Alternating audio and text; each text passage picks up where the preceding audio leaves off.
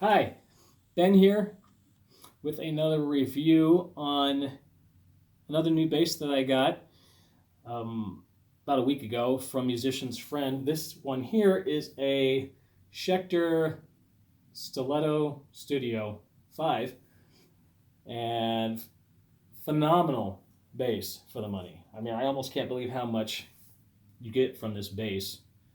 Uh, Korean made, well under $1,000. Neck through, the neck set up really well, really nice and flat. Um, this video is going to be about the features, and I'll have another video simply based on the tones. But there's so much that you get with this bass, I figured I'd just do the features in this video. Now, I have done a few modifications, nothing actually like altering the bass, cutting into it or anything like that. I don't do that because you never know if you're going to resell something. But aside from the few modifications that I did for the money, this thing it's blown me away.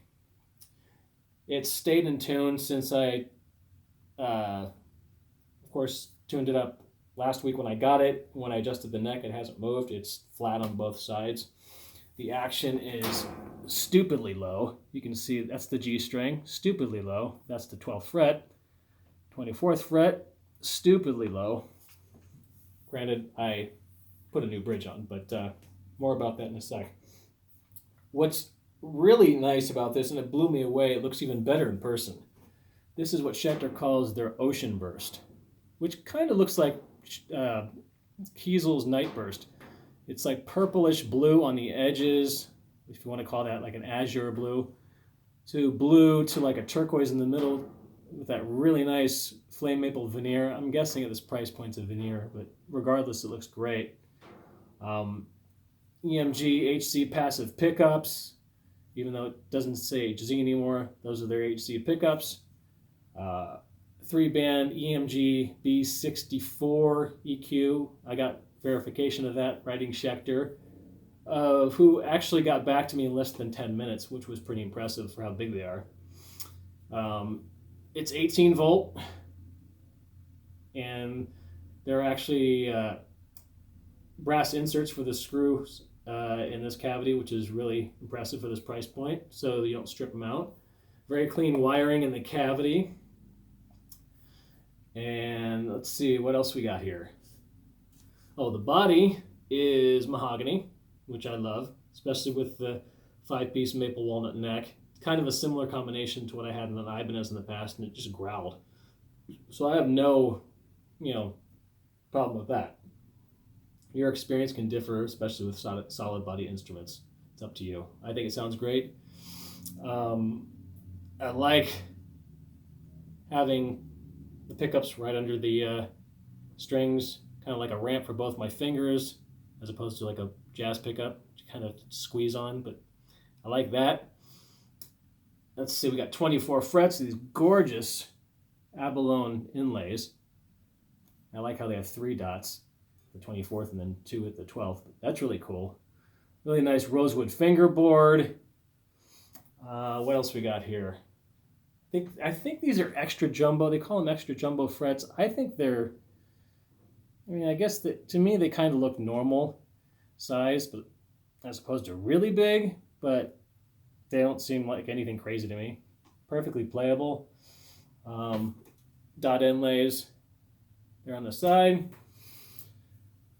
Either a plastic nut or a Graphtec nut. I don't know. It works. There's your truss rod cover, access cover.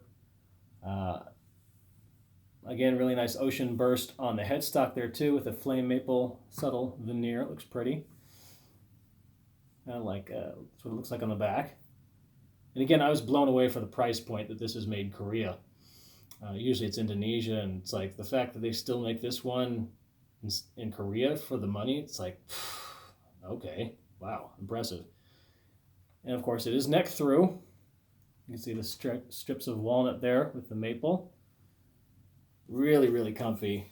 I've heard people say that they have a tough time reaching the highest frets. It's like, there's no problem at all, at least in my book, compared to the Spectre Euro I used to have, which was, especially for the price difference. This thing is that and a bag of chips. A bag of chips? Yeah. I already ate and I'm still thinking about food. But this is pretty impressive. No problem reaching the upper frets. Rolled fingerboard edges. And like I said, the neck, I set it up and it's pretty darn, it's as flat as you can get. I don't know if you can really tell, but it's really flat on both sides, which is pretty phenomenal because usually you have more of a curve on one side, but this is pretty darn flat. So yeah, I think that's all the basic features.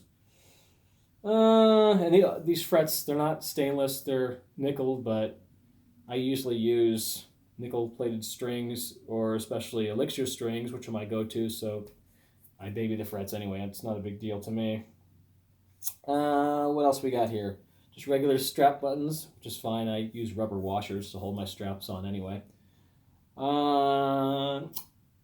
So again, I was saying I modified a few things on this bass. Go from the, least important to the most important. Change the knobs. Got some knobs from Q Parts. I think they look pretty sweet.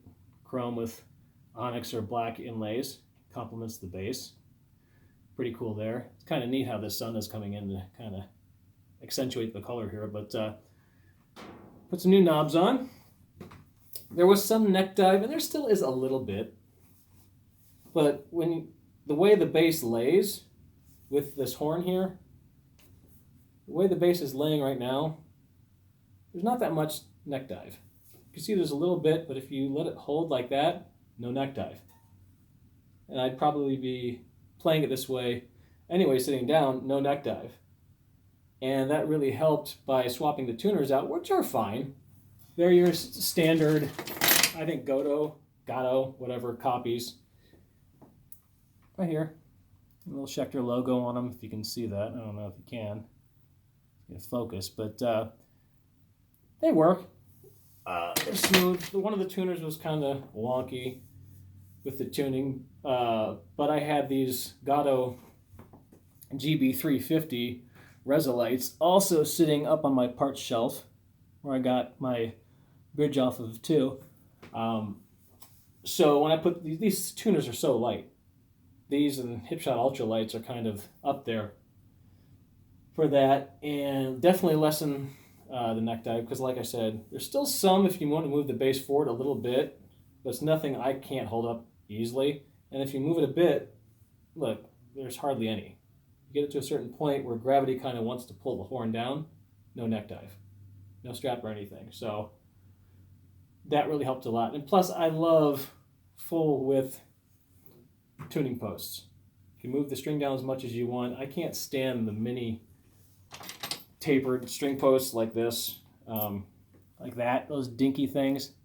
I hate those. If you like them, great. I don't. I like a full, robust tuning post, and plus these Gatos, again, Gotos, I don't know how you pronounce it. It's Gato. I like to say Goto because it sounds more how like Japanese people would say it, Goto. I don't know. Regardless, they do a great job. These things are super smooth. They work really well, and that might constitute or contribute to why this thing has stayed in tune as well as it has. And the one feature I forgot to mention is that the whole thing has a matte satin finish. True, for me, I wish that the body had a gloss finish because it's more durable to dings and dents, blah, blah, blah, but this isn't going to be a gigging bass for me anyway. It's going to be a studio bass primarily for my original band. Getting back to the mods, we discussed I put on aftermarket knobs, tuners, and most of all, I put on a Schaller 3D roller bridge. And the reason I did that is because when I got this bass, as with any bass I get, the first test is the neck not only going to set up perfectly flat, but will it be playable with really nice low action with minimal buzz? And while the neck did set up flat, it still is flat from a week ago when I adjusted it, when I got it. But the stock bridge let's just say when I had it, the G string at its lowest, it was already bottomed out when I got it.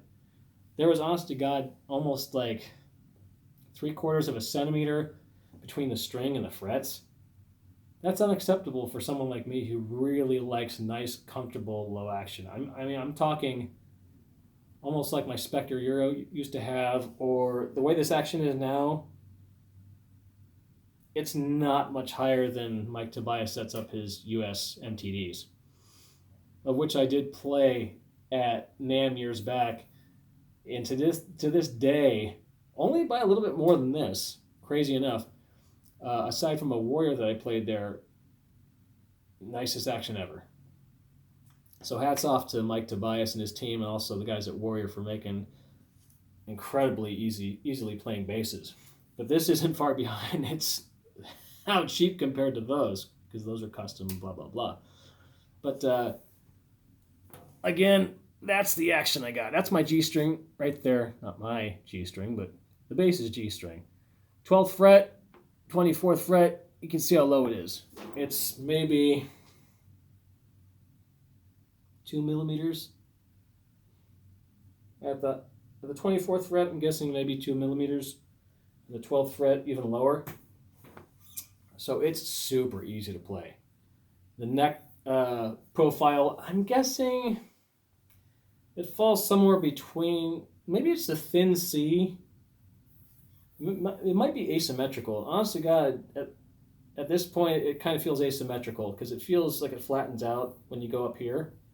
So it probably goes from, I'm guessing, like a shallow D right here to like a thinner C.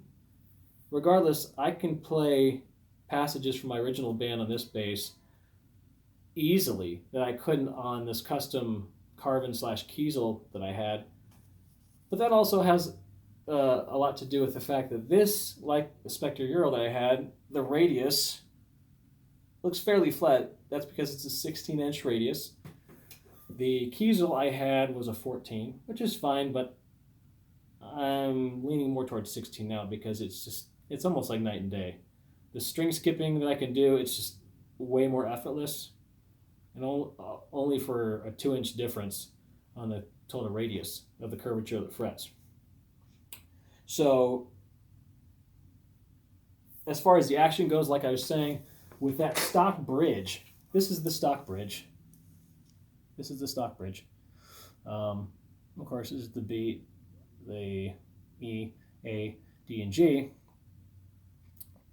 You'll notice the G, that's as low as the string height would go. Like I was mentioning how high it was at its lowest setting. It's nice and beefy. It's got good weight to it. I prefer to have more weight here so there's less weight up on the neck. It makes sense to me. It was a decent bridge, but I had to have low action like I like it, or this was gonna get sent back. Luckily, I had 2 bridges laying up on my parts shelf, one of them being, again, the Schaller 3D roller bridge. And you can see how much lower, I can't really get it there without banging the headstock, but you can see how much lower that saddle sits. And the saddle, it's pretty darn low, and I still have a few millimeters left on here, so I can literally take the string all the way down to hit the frets. And you can see I hardly have to press it to get it to the frets. That's how low I like it. So if you're going to buy one of these, get a Schaller bridge and put it on. Be careful, of course. And the way the bridge is made, the screw hole's lined up. It's just the way the bridge sits now. It's more over to the treble side. So luckily with the adjustable spacing, those roller saddles, I had to move the strings more over this way to the bass side, so the strings weren't falling off the treble side. And they're not. They're perfectly playable at this point. What else we got here? Like I said, EMG HC pickups, the passive ones. I have nothing against them. I think they sound great. I'll get into that in the other video. They don't say the HZ or have the HZ moniker on them anymore. but they are the HCs according to the website. And I wrote Schecter, who got back to me within 10 minutes, not even, which was impressive, confirming that the preamp is the EMG B64. It's one of their lower line preamps, but it's clean, it's good wiring on the inside of the cavity, and it works. It's a nice canvas to work from. And again, 18 volt with the brass threaded screws for the battery cover, which is a nice included bonus. So I think that's about it. And the next video, I will show you the tones.